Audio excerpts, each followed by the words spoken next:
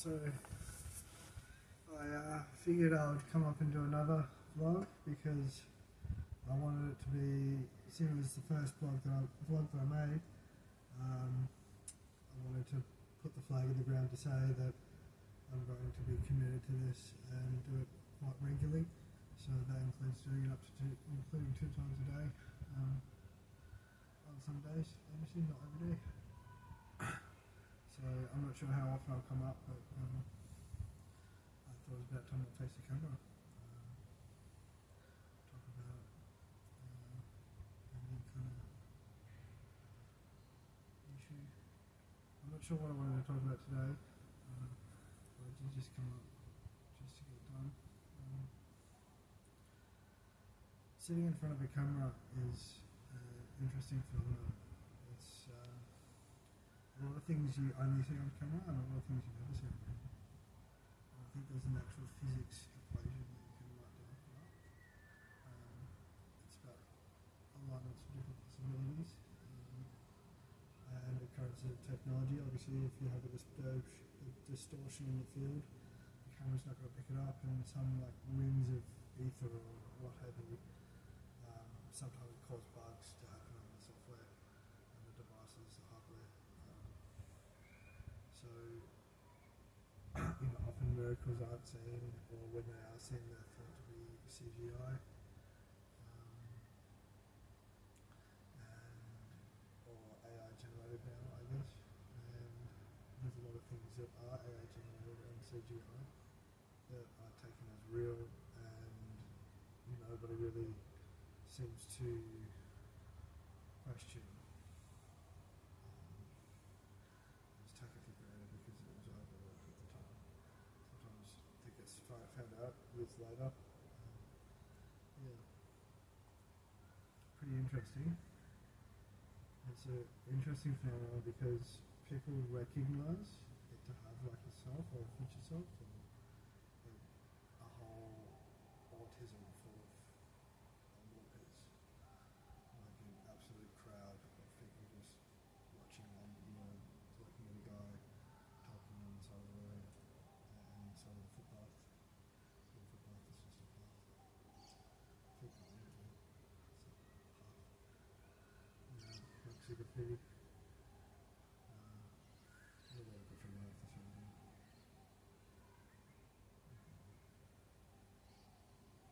Something like that.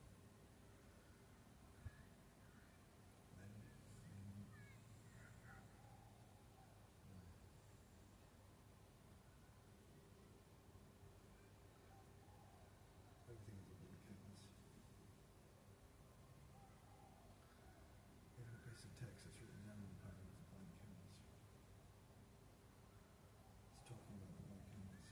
It's talking about the potentiality, the possibility, and maybe the sort of what if it could be, and maybe just so, or it might, can, or would, or should. Should is a special one. It's like saying if something isn't should, then what is? And you've got to have a want. There's got to be a drive. And you've got to have the zest of being and the reason to be. Some people have was Christ, Christianity. And they go, whenever I go in church or whenever I talk about my church friends, that's it. But I think there's something better than that. I think the mechanics of business and structures and architectures of software and code, things you can create that work repeatedly,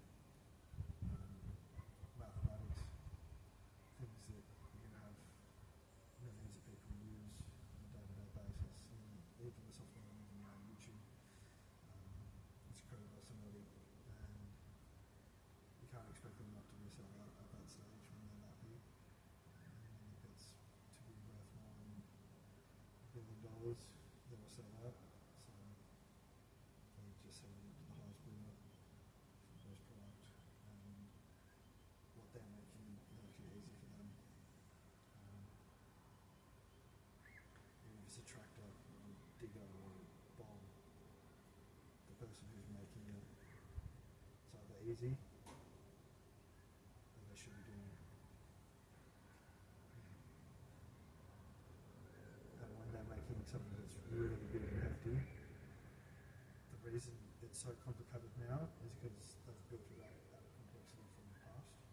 And people that are trained on those complex devices have to get trained for longer and longer until they have to. It takes a whole lifetime to learn some of these tricks. Some people think they can race through it in a couple of years before school, do a maths Olympiad, win 3 maths Olympiads or something, get a perfect score,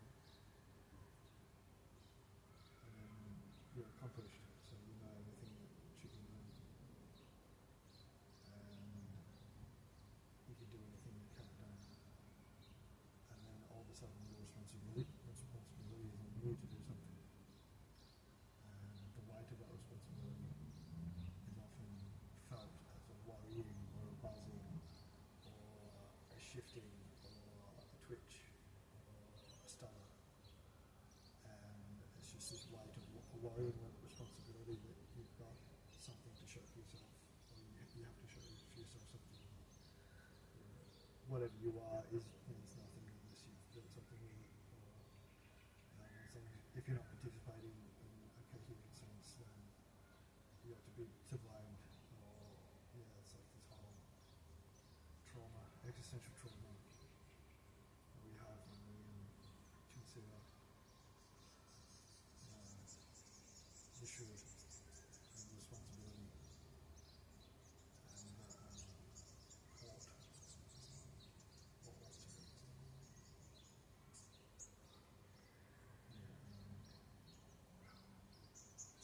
People say no shoulda, woulda, coulda. So don't dwell on what you would have done. Don't dwell on what you should do. Don't dwell on what you could do.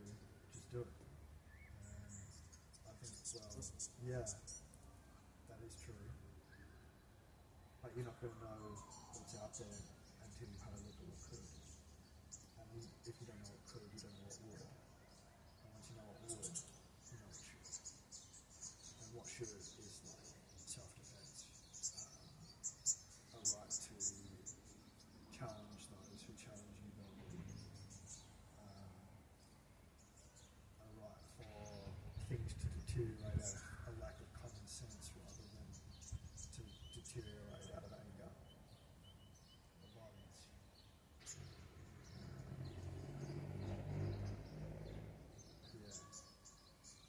It's kind of like about in crowds and out crowds. Everywhere that you have an establishment, the people that rise to power are anti-establishment. They always have a thing to protest. They're like, oh, there's something wrong here, let's do something, and they try and fix it. And they make a whole big crowd, like, everyone has to vote, everyone has to vote, everyone has to vote, and whoever counts the votes, fuck that, don't talk about that. If you talk about that, treason, you're done.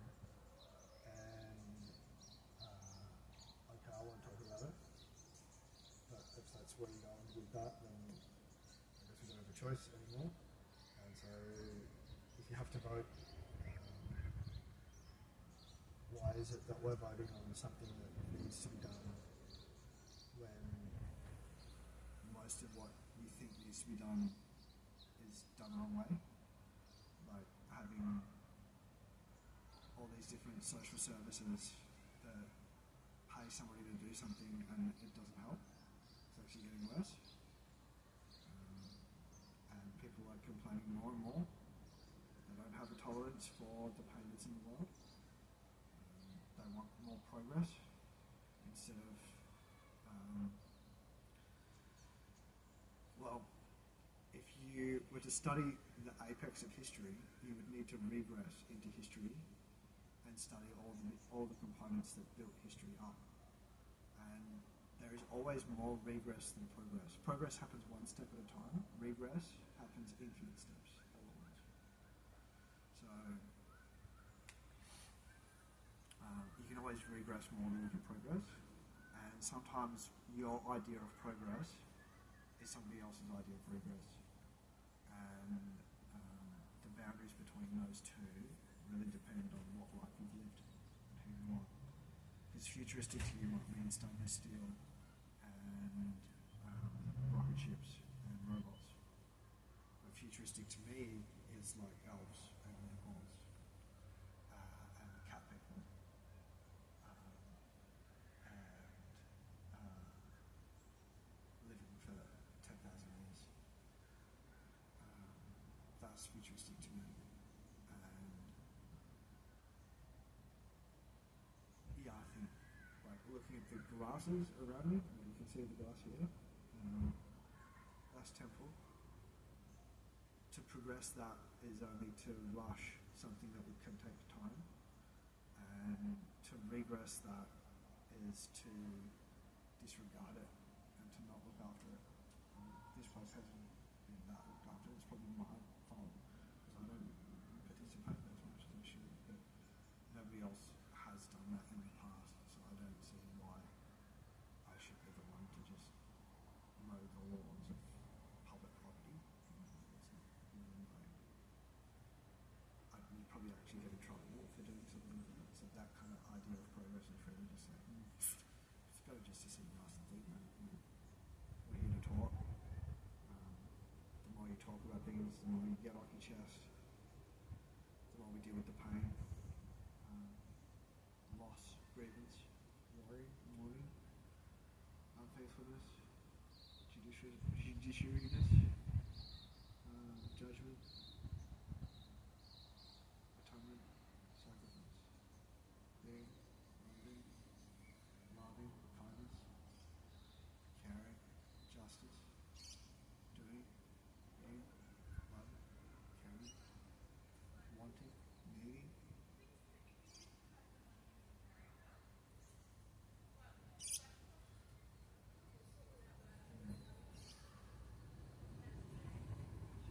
It's been interesting. Obviously, like, you can only talk about some things in the wilderness and the distance out in the woods, and you can only record something while nature is present. And when you're present in nature, nature is present with you. Like today, I went to go and record in the nature, and there was a rabbit. I was like, oh, I could eat that. Free lunch. And it's not like it's really taking to eat that. There's so many of them.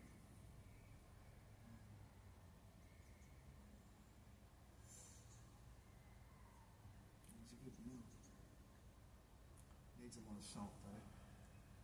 It's really a bit salty one if you're cooking by the fire and it dries it out. It's just like a little crunch to it. It's almost like you could call it a tang. It's more twang. Is it twangy meat? Twangy?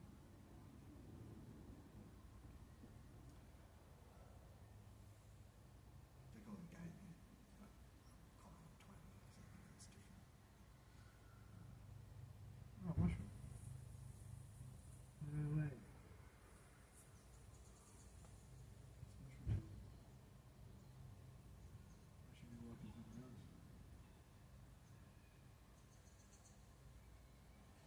Gallerinas though. Don't want to eat those. Make you sick.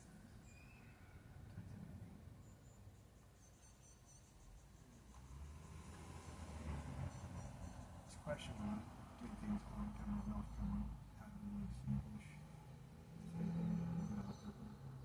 Like I saw a video of these guys were playing music at a house, and there's plenty of footage of people standing on the porch. And it was kind of like disappointing to see them playing all this live music. I was wanting to watch it, but it was just like, we're lost, you know. Time only happens once. Make the most of it, you know. Make it worthwhile. Don't just sit on your ass. Talk. Don't just do a bit. Don't just be a dude. Don't just talk.